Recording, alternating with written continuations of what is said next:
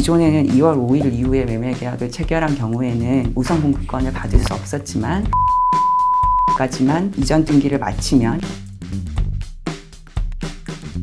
안녕하세요. 법무법인 정의의 선임 변호사 김유경입니다. 오늘은 이사 공급 대책의 후속 법안이 국회 소위를 통과했다는 내용의 부동산 뉴스 기사를 살펴보도록 하겠습니다. 이사 부동산 공급 대책이란 많은 분들이 이미 알고 계신 바와 같이 수도권에서만 30만 호, 전국적으로는 83만 채 정도의 주택을 순차적으로 공급하겠다는 대규모 주택 공급 대책인데요. 이날 뉴스에서는 이사 대책을 실질적으로 시행하기 위해서 손질이 필요한 후속 법안들에 대해서 개정안이 국토위 법안 소위를 통과했다는 내용을 다루고 있습니다.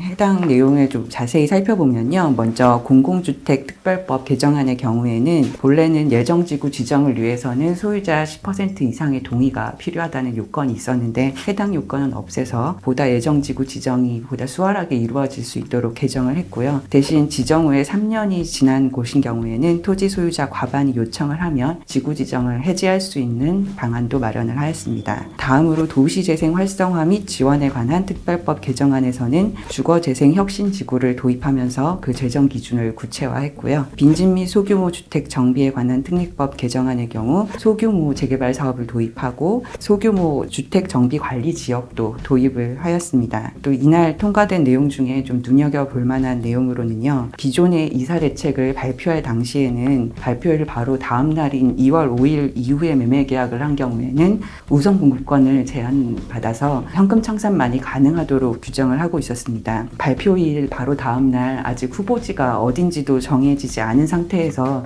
계약을 하기만 하면 우선 공급권을 받을 수 없다라는 규정이 사실 논란이 됐었는데요. 6월 15일 국토위 법안 소위에서는 이런 부분들을 감안해서 국회 본회의 의결일까지만 이전 등기를 마치면 우선 공급권을 받을 수 있는 것으로 변경이 되었습니다.